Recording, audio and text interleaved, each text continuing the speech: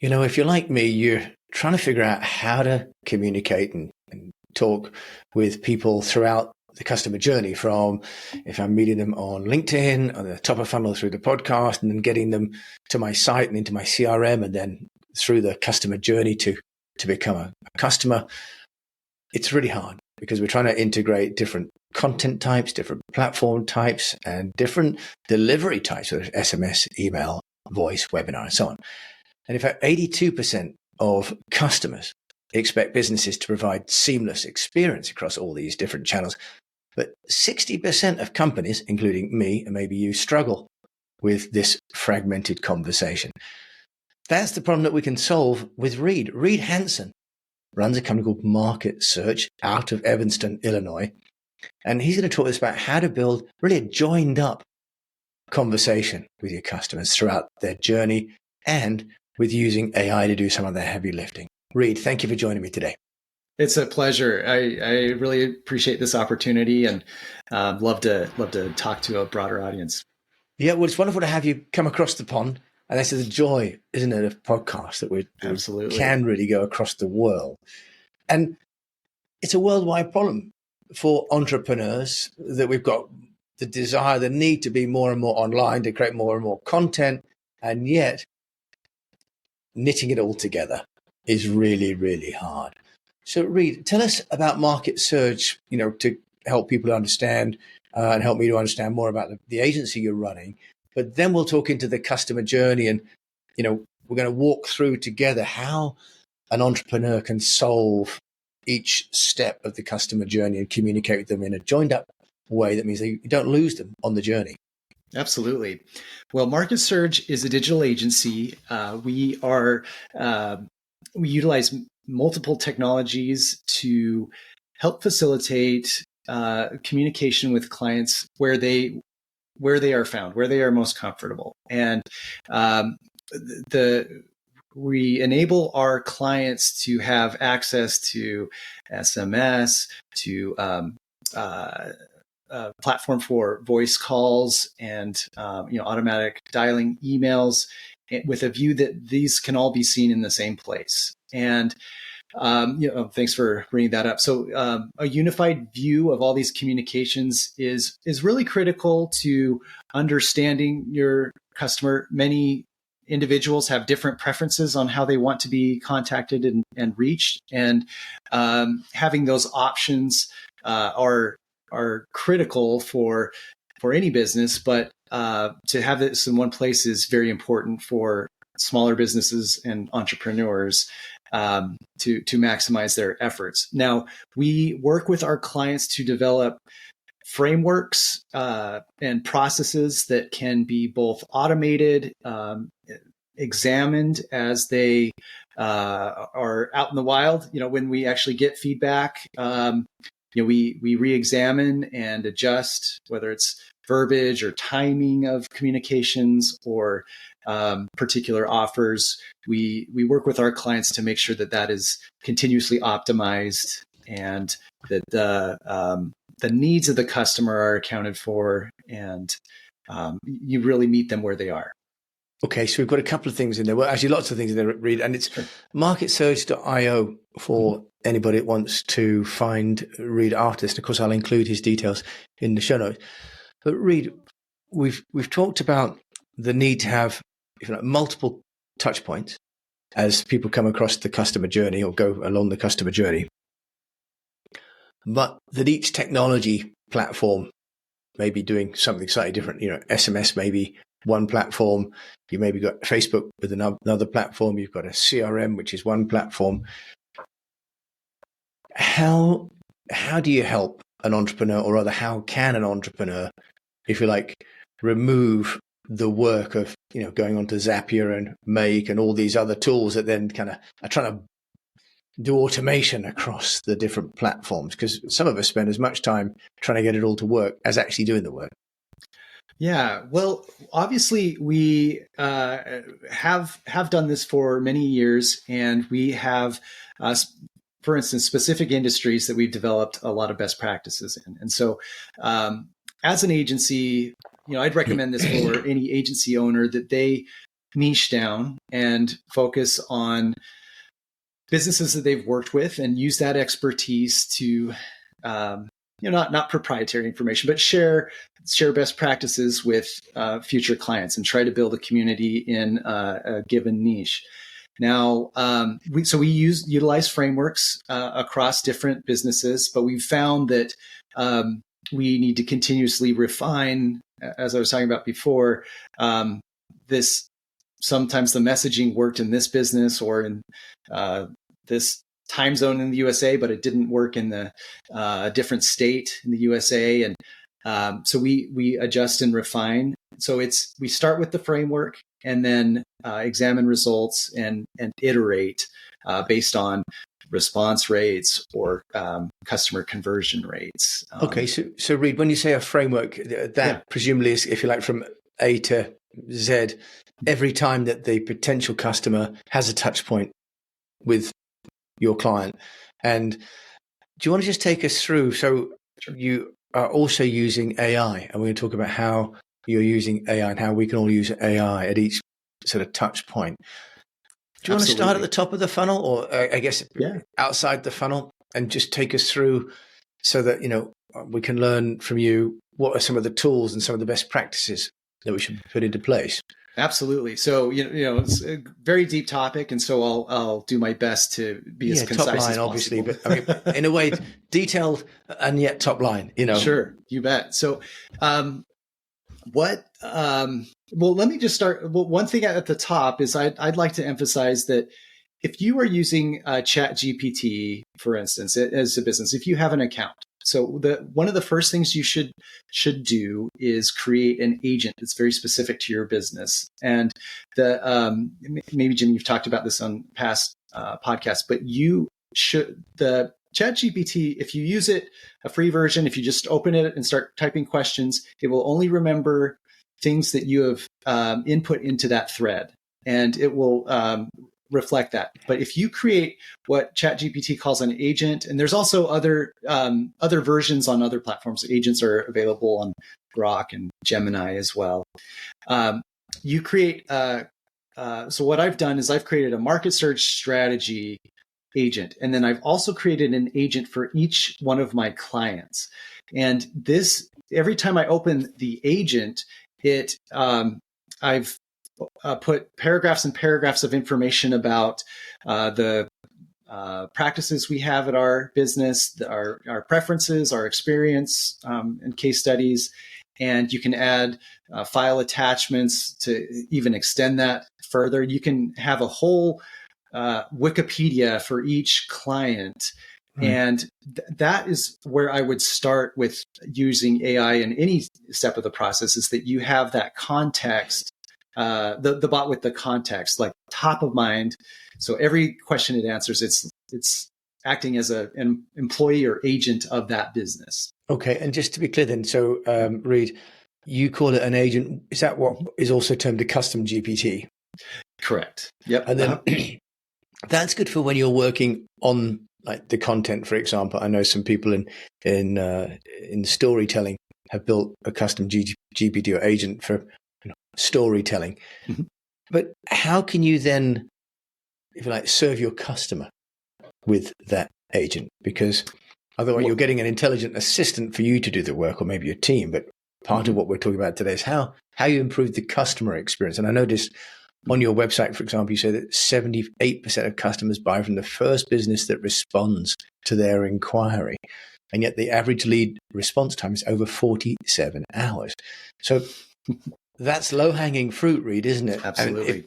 Is there some way that you can use, or that you are using that GPT to be the first responder?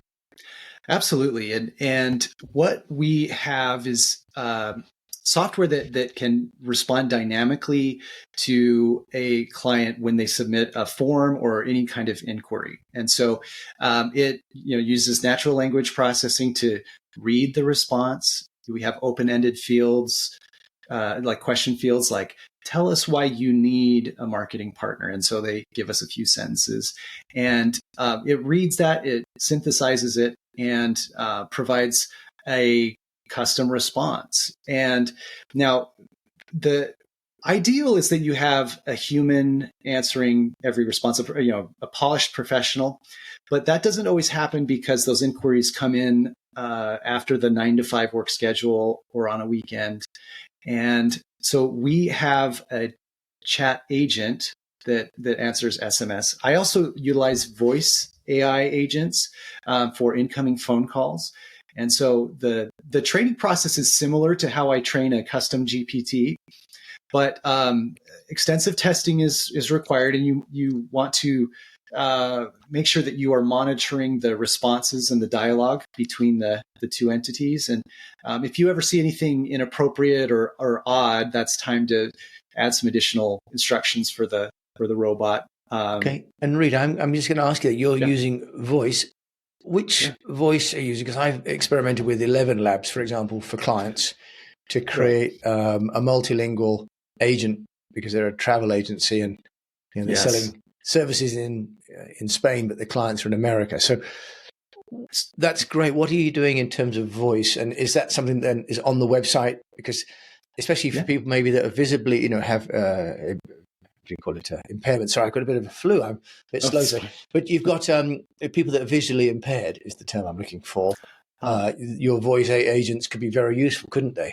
Absolutely. And so the technology I'm currently using, so I have actually experimented with 11 Labs and one other, what I'm forgetting, but because of the fact that my CRM is built on the Go High Level platform, there is a native voice AI that after a few iterations, so day one, it wasn't great, but after a few iterations, I've been very happy with the results. Okay, that's interesting. And then on Reed's website at marketsearch.io, you can find a sort of catalog of ways that he's using AI. If you want to look at my YouTube channel, Jim A. James, you'll see a screen share, but he's got content AI, conversation AI, workflow AI, voice AI, which we just touched on, and funnel builder AI. So really, this is then using your platform across the entire process, isn't it, Reed? Yes. Yeah, we found that the AI is able to examine a lot of potential options for workflows, and it has ideas ready to go. So if you ask it simple questions, you'll get simple out of the box workflows, for instance, or email campaigns, very simplified. And so that is where you as the business owner or business leader come in. You have to give it better instructions to get better outputs. And I like to joke, I am not a computer developer or technician by background. I got an MBA, and then in undergrad, I actually was an Italian major. And so I do like to say that AI actually has empowered the humanities majors of the world to play strongly in the technology world. And because so much of the output of AI depends on the quality of input and the thoughtfulness that you give in prompting it. I think that is such a great point, that really it is only actually as smart as the prompts that you give it. That's right. So Reed, we talked then about top of funnel, so maybe someone's doing a podcast. Perhaps you could take us through maybe a customer that you've got, without, if you don't want to divulge names, but a case study of how you've managed to build this flow. Because for many of us, I say we end up with these kind of points of contact, points of AI, and then we spend our time trying to manage the AI in the same way that you might manage a member of staff, just without the conversations and the Christmas parties. So take us through a customer, a client that you've got and what you've done for them and how that's worked. And then just to clarify, do you want me to talk about how I've helped them implement AI, or how I've taken them through the sales cycle with let's talk about what you've done for them. So, have they've got so let's think that I'm a potential client and you're saying, okay, this is the solution that we can put all the way through. Perfect. So one, I really enjoy working with one niche that I really enjoy working with in particular are pest control clients. And in the US, I don't know if this applies in the UK quite the same, but in the US, the pest control companies, they've evolved a bit, but they are very high volume outbound sales organizations. And is that the case in the? I guess it's a commodity item, right? Sort of the lowest price coming to a neighborhood near you on Thursday, right? Booking your $50 extermination, right? Exactly. And so we there's a tradition of college students. They spend summer walking the streets and they knock doors in the warmer climate states and say, hey, they sell right on the spot. It's one of the few industries that still does a lot of door-to-door sales. Right. They also generally have very high volume call centers, both inbound and outbound. Like you said, it's a commodity. So they prize the velocity at which they can respond and finding people's needs before they even pick up the phone, thus the door-to-door agents. And so speed is critical, and volume and reach are also critical. So in the case of talking to a pest control client, so there are two aspects that needed to be managed. There were multiple ways that customers were coming inbound. One was through organic search. They typed in pest control services near me, and we work with them to manage the SEO in a way, effectively. We utilize AI to analyze the current state of, audit their SEO status and the keywords that they are ranking for, and opportunities for improvement. So we have that analysis. We create blogs, recreate landing pages, and other things to improve their organic ranking. And then we also do advertising based on the high volume searches in their area. So some areas are going to have higher volumes of termites or rodents, and we do an analysis and represent that in AI generated keyword embedded content for those pages. Then we also help them facilitate more. So in this case, we suggest an AI agent for both chat and voice for calls that they miss, but they have large call centers, so there aren't many that they miss. But we have also embedded these agents, these AI agents, in nurture campaigns, because once they have worked with a pest control company, as it is fairly commoditized, and honestly, it could be a little bit forgettable what company they worked with, and they're going to Google it again. They create campaigns where custom message goes out via chat. There's a task assigned to a rep to send out a custom message, say, hey, it's been a while. I know this is the high season for weevils or something. Weevils, exactly. And so just wanted to check in, see if you're ready. And then when they respond, and you do that, you could potentially do that in mass. And then when they respond, you have an agent that can book an appointment and take it through close. So it's in part because there are so many channels that we have to, and in a situation where there's high competition, that speed is so important, and there's so many different ways that a business reaches its customers that we provide basically AI technology at each channel. And interesting. And then I could see on your offering you have email, SMS, sales funnel, website, call tracking, surveys, bookings, CRM, tracking analysis. You've even got courses. It looks like you're working with Kajabi and Teachable there, and you've got reputation management, and you're giving your clients a menu of offerings, or they can presumably buy the whole that's package. Correct. That's correct. And like you said, generating content in a lot of different forms is very valuable for the customer journey. A lot of customers aren't really customers yet until they do a little searching after they've tried to do it themselves. So they might be Googling in the pest control situation, like how do I poison ants myself? And then you have a guide to download from your website, or a video course, something that you provide. And then that turns into, wow, they really know what they're doing. I don't really want to touch those chemicals. Let me. So you've got kind of Reed. I have to ask you then. Excuse me. I have to ask you. You talked about ChatGPT for the intelligent agent. Yes. At the risk of geeking out here, what tools are you using for writing the content, and also then for the graphic design or videos? What are you playing with there to generate consistent quality?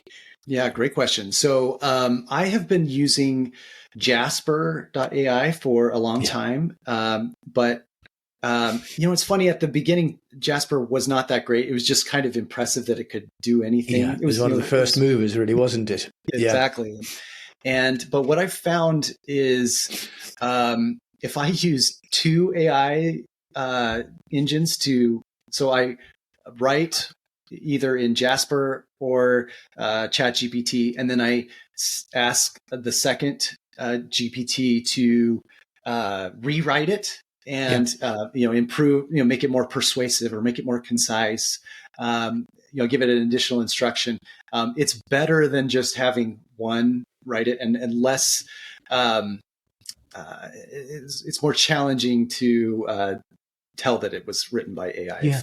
So in the old days, when I ran my PR firm, you'd have every press release would have four eyes, right? The account exec would write it, and the senior would review it, and then go back, and then the client would review it. I don't know what it would be called when it's AIs checking AIs, as they have no eye. I guess it'd be two AIs, wouldn't it? Not four eyes. Sure. I've also found using Grammarly very good. Yeah. Because Absolutely. I'll create content in AI Writer, which is another good one, for example, or ChatGPT, and put it into Grammarly, and that makes it local for the UK, for example, and checks against passive voice, which I find AI struggles with quite a lot, as passive voice. So it's interesting that you're pairing up, and I will then get the benefit of your wisdom with video and images. What are you finding works there? Let me just. I want to double check. Okay, so because I just started using one yesterday that I actually really liked. Okay, so there is, of course, the ChatGPT Sora. It sounds like you're familiar with that. I'm playing with Zora. It was Sora. Yeah, that's kind of fun. Yeah. And also with Descript, you can type. You can type a script into Descript, and it will make for you a video. And I'm also a Descript user. Go Descript. Yeah, that's right. And then, but my, I'm just going to click through my tabs because I want to find this before I speak, that I've actually really liked, and it was quite inexpensive. It is. I'm sorry, I didn't have this top of mind, but it's unfair. I dropped this on Reed just because when we talk about all these different tools, I think one of the options that we have as entrepreneurs is to try and stitch them all together ourselves. And you can tell I play with them a lot. But for the sort of prices that Reed is charging for putting it all together, which is, you've got sort of $99 a month, and the whole package is like $1,200 a month, right? It makes a lot of sense to find someone like Reed who's doing all this background work and making it into a consistent customer journey for you. Otherwise, you're trying to get all these different tools together and then get the content from one place to another. And Reed, you're plainly doing that for clients. That's why I wanted to go into the kind of tools that you're using, because they do exist, but it can be as time consuming to find them and learn them and use them as it can be just to outsource and get on with running your own business. Absolutely. I found the platform. It's called Leonardo.ai, which I found is actually, it seems to be quite good value for the monthly membership, and very high quality video as well. Okay. So a little plug for that platform.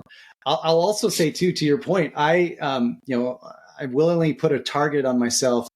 I will almost any sales representative that comes to me with something that seems original, a software that seems original, I will talk to them and meet with them. I feel like that's part of my role, as you say, to be aware of all the technology and at least have an opinion on it, if not some user experience that I can speak to directly.